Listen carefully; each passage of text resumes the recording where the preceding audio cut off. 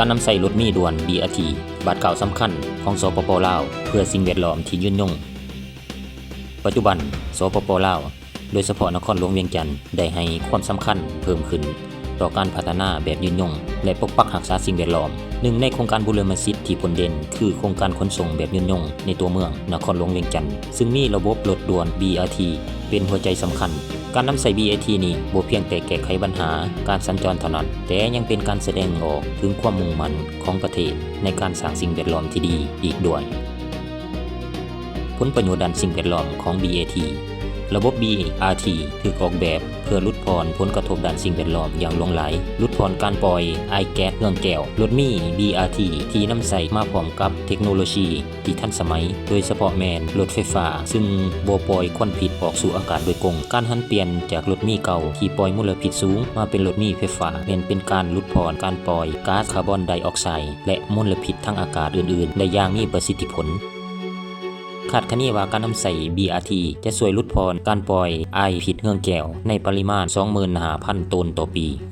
แก้ไขปัญหาการสัญจรที่แออัด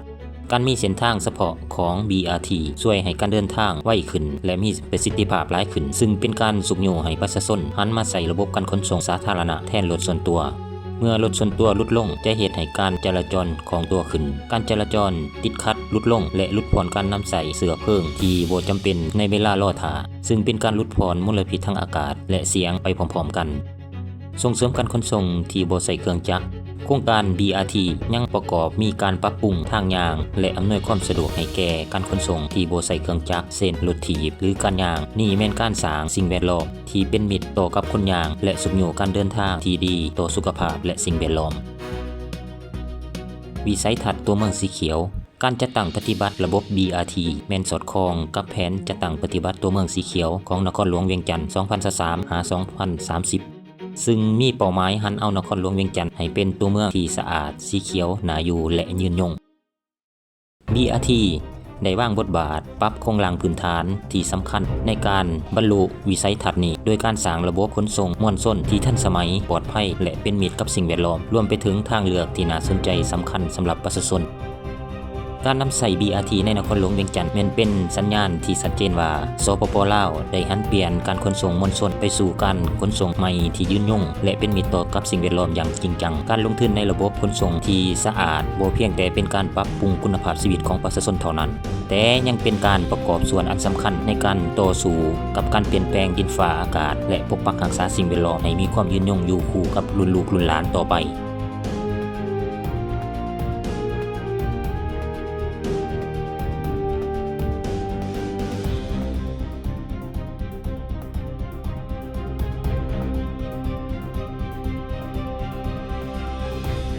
การนำใส่ BRT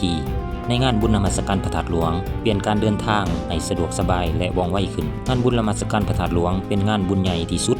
และศักดิ์สิทธิ์ที่สุดของประเทศลาวซึ่งดึงดูดเอาพุทธศาสนิกชนและนักท่องเที่ยวจำนวนหลายเข้ามาในแต่ละมื้อแต่ละปีความคึกคักนี้ย้อนมาพร้อมกับปัญหาในการซอกบ่อนจอดรถบริเวณใกล้กับพระธาตุหลวงแต่ด้วยการนำใส่ระบบรถด่วน BRT บาทลาพิสทันชิส BRT เขาในการบริการรับใส่มวลชนในงานบุญมันได้กลายเป็นการแก้ไขปัญหาที่ก้าวหน้าซึ่งช่วยยกระดับการเดินทางของประชาชนให้ดีขึ้นในหลายๆด้านลดผลการสัญจรที่แออัดและประหยัดเวลาเร่งความไวด้วยเส้นทางเฉพาะระบบ BRT ถูกออกแบบให้แล่นในเส้นทางเฉพาะ Bus Lane ซึ่งจะบ่ได้รับผลกระทบจากพาหนะส่วนตัวที่แออัดเฮ็ดให้รถมีสามารถเคลื่อนที่ไปอย่างไวและทันเวลาตามตารางประชาชนสามารถเดินทางไปฮอดงานบุญได้ไวขึ้นโดยบ่ต้องเสียเวลาข้างอยู่ตามสี่แยกหรือถนนรถมีไฟฟ้าขนาดใหญ่โดยการนำใส่รถมีไฟฟ้า BRT ขนาดยาวซึ่งสามารถบรรจุผู้โดยสารได้หลายเฮ็ดให้สามารถขนส่งคนจำนวนหลายได้ในเที่ยวเดียวลดพรจำนวนรถส่วนตัวที่ต้องเข้าไปในพื้นที่จัดงานความสะดวกสบายและความปลอดภัยสูงความเป็นระเบียบเรียบร้อยการนำใส่รถมีด่วน BRT ช่วยจัดระเบียบการขนส่งในงานบุญได้ดีกว่าโดยมีสถานีรับส่งที่กำหนดไว้อย่างชัดเจนลดพรความวุ่นวายจากการจอดรถซ่าซ่าย